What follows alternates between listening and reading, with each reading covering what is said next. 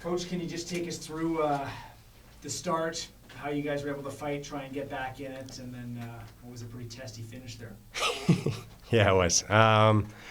The start was rough, obviously. First play got blown up right off the rip. We couldn't even break free. They did a really good job pressuring us, making us uncomfortable.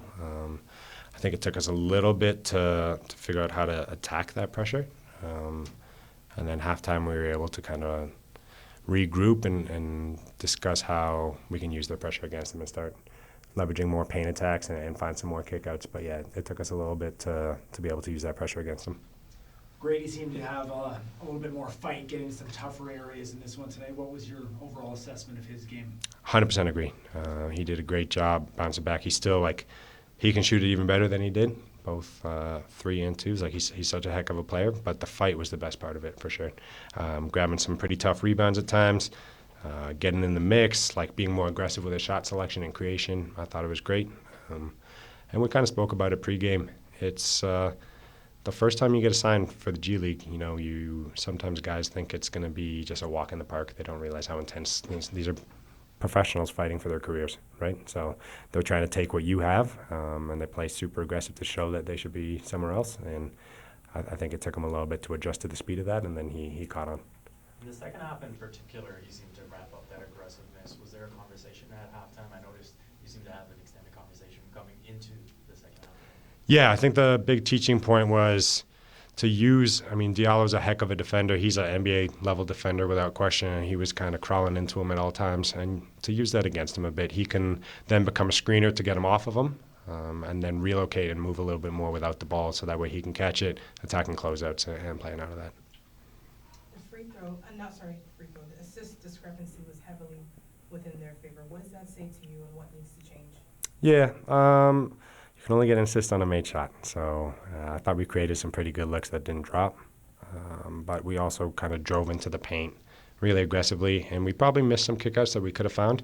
Our assists have actually been pretty high, relatively speaking, throughout the season. Our assist ratio is near the top of the league, and that's without shooting it as well as we can. So I think this was probably more of a one-off game than a general rule of thumb, but it is something we'll monitor going forward.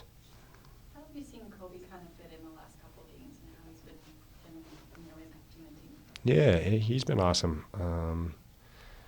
His defense has been a very pleasant surprise. His point of attack defense has been great. He navigates the screens really well. And then he's been able to pick up our playbook really quick. And it's only been a couple games, but he's getting us into sets. He's attacking the paint. He's shooting it well. So a lot of faith in Khoury. Kevin seems to have such a patient game. He doesn't do too much, lets it come to him. How important is that patience when the team's still trying to figure things out? Yeah, Kevin's a load. He's one of the few guys one of the guys on our team that we have confidence that we can throw it to him and he can go create something for us. He does a great job in the paint using that patience that you spoke about to use pump fakes, to use step throughs. He's got great footwork. He's a heavy body too, so he can displace some guys. He's a great guy to have against teams that are switching a lot. We can throw it to him on the block against a guard, and he's a pretty tough matchup, but he can also space the court and knock down some threes. Going back to Vivek's point about Gradey being aggressive in the second half, it seemed like Javon Freeman-Liberty was just aggressive as well. So was it just a game plan throughout for everybody to be more aggressive? For sure. One thing with Vaughn that he's trying to find the balance of, this is probably his first extended minutes playing point guard.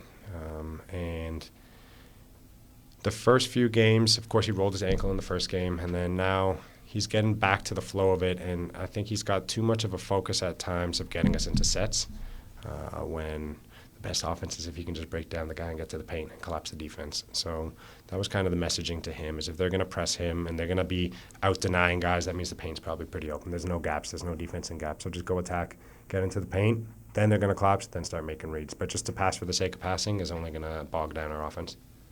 What's your mentality when you're coming off the bench? Team's in a big hole, and what were you thinking at that time? Just trying to win, be a team player, just, contribute to winning, My whole philosophy is just to leave things better than I find it. So, and we're off to not a good start, but, we got a lot of basketball games left, so we just have to keep learning from these trials and tribulations, and if we can learn from them, it can help us grow. You missed a couple games with the injury, we talked about that, but Coach said just a couple of minutes ago, you're one of the guys on the team that they give the ball to, you're gonna be able to, they have confidence, you're gonna create something. How did you earn that confidence, do you think, in your mind in the few games you played? Just practicing hard, just believing in myself. It's really, especially in the NBA, a confidence thing. It's so easy to, lose and get your confidence sway. But, the coaches trust me, and I trust them just to better myself. And, they help me grow and blossom. So we built that connection. Obviously looking for that first win still. The start was tough, but the second half, your team started to come to life. Do you see this point as maybe a turning point, something you can build off of heading into Friday? I hope so. I know when I was in college, we started also 0-9. So I don't know. I hope that this is a turning point. It's just the mentality. A lot of people right now can easily get complacent and, just accept the reality of us losing. But, you have to have that hunger within yourselves. And I have to do a better job of being a leader and calling people out. Just like the end of the game, all the fighting and stuff going on. And I understand, but usually when a team whoops you twice, I like to look them in my face so I know what I'm going against the next time we play them. But I'm kind of old school, so that's how I look at it. What did you see sorry? Huh? What did you see kind of happen there at the end? We don't need to get into that. We don't need to get into that. This is your best game with the 905. Do you feel that you have your timing and conditioning down, or is it still a work in progress? Still a work in progress. Have to continue just to stay sharp. I'm still not satisfied. We didn't get the win, so regardless of if it's my best game or not, I have to look at myself first before I point fingers at anybody else. So have to, with this time, reflect, watch the film, and just stay sharp and try to get a win on Friday. I know it's only been a couple games, but what's Gradey been like as a teammate? How have you felt he's kind of taken to this opportunity? He's growing. He's still young. I remember him playing him at Kansas multiple times. He's still 19? Well, I think he may be turning 20. He's turned 20. Just turned 20. So he's a good basketball player. He just has to keep getting developed. I know for us, coming from college to the NBA is such a different game. So just to continue to get reps. That's what it's really all about, and to develop as a player. Of course, wins and losses. Who doesn't want to win? But as long as we are developing to the best that we can, that's the main goal. You spoke about how things can get discouraging sometimes. How and where do you find it within yourself to not allow that to happen and keep pushing, regardless if you're down 20-10, up 20-10? How do you find it within yourself to keep from getting discouraged? I know for me, it's in my faith and my Lord and Savior. It says, of course, iron sharpens iron, and once trials and tribulations happen, it's there to mold you to become the best version of yourself. You could look at it at one or two ways, to either be defeated or look at it as a growing experience. So I try to look at it as it's testing, our characters. Who are we made of? And everybody can be the man when they're winning, but it truly defines a person when things don't go their way. So I think we're being tested and we're being squeezed to see, what we are really about. And as time tells, we're going to see. So, like I said, the whole philosophy is to leave things better than we find it. So we have to keep digging in, look into our faith and not get discouraged. Javon, obviously a tough start for the team, but you guys made a bit of a comeback there. Your play a lot more aggressive in the second half, a lot more driving into the paint. What was said at the halftime to try and change the deficit? We talked about just being more aggressive. We feel like that they came out on top and aggressive towards us, and we was just, I want to say like we was more soft with the ball and not playing downhill. So I feel like we went to talk about that at halftime, and we changed the game a little more. Obviously, would have been better with a win, but 26 points for you, you tie a season high. What worked so well for you tonight? Like you said, and like I talked about, just be more aggressive. But also, like you said, it really doesn't matter if I didn't get the win. So. And just with regards to the way that you're playing right now, Coach mentioned that you're playing a lot of point guard and things like that, and there's some adjustments there. What's he telling you in game and in practice to maximize your potential there? Just be me. Don't really try to change up nothing. Just go out there, stay patient, stay calm, and just be me out there on the court. You had some good stuff defensively today as well. Are you working on anything specifically on that end? I've actually always been like a defensive guy. I take pride in my defense, and I just feel like not to just let a man just go on me easy. So. It's only been a couple games, but what has Gradey been like in the locker room? What's he like as a teammate?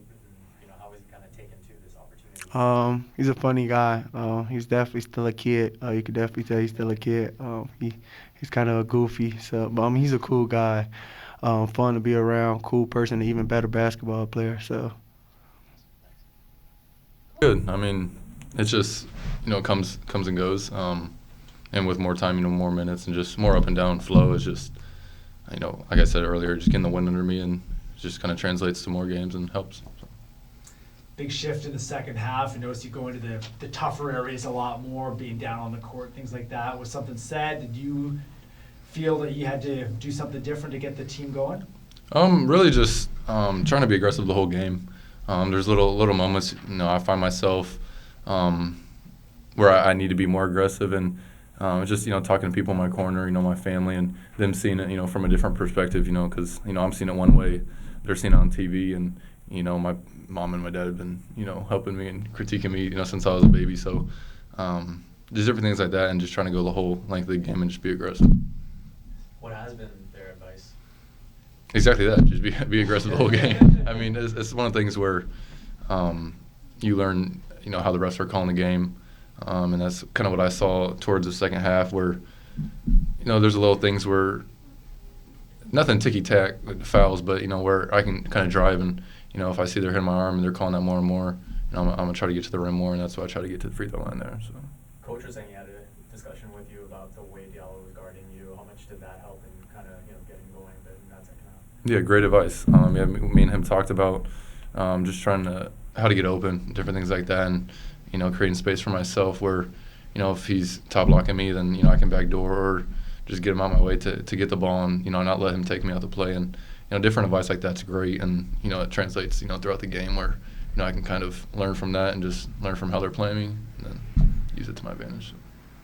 Lots going on in your rookie year so far. What have you just made of the overall NBA experience thus far? I mean, it's been a whirlwind. There's a lot going on, but at the same time, it's just, I go back to talking advice from my family and the people in my corner of just keeping my head down, keep my head on my shoulders and not really letting the busyness get to me. And at the end of the day, it's basketball. There's so much going on, outside the court. And if you let those little things affect you, different things on social media where you get stuck in Twitter or Instagram, whatever, that's probably the worst thing you can do because you got to stay, with your team, your coaches, fan base, and your family. And at the end of the day, that's all that matters. Some of the coaches were mentioning that you're a pure shooter, and they just love that about you, Raptors and Raptors 905. There's been sort of some adjustments on your shot. Like, can you take us through if there's been any changes from college to NBA and G League? There's not been a change at all. I've been shooting the same way since before middle school. When I made my shot and my mom made my shot. The only difference is the distance of the three-point line, and that just comes with repetition. You can't just one day start shooting high school, college threes, and the next day you're going to be perfect from long distance, at a high rate. And just learning that and just getting in the gym every single day and staying consistent. Some guys may, here and there change a shot if they need it, but in my case, I've been shooting the same way since, like I said, I made my shot, and I'm just going to keep with the repetition and build from that. Last question. What would you say is the biggest challenge at the pro level? Biggest challenge? In adjusting to the pro level? I think it's just the schedule. I mean, the nice part is no homework, no school, so you have you have room to build your routines throughout the day. But it's just the constant travel, the constant, find the home stretches where they're nice. Yeah, and it feels like with the Raptors every other day, you're in a different city. So it's just learning how to go through that, but also take care of your body through that. And the vets on the team, Garrett, Otto, Thad, those are amazing guys that I go to with. They've been through everything. So whatever advice they give me, I hold on dear.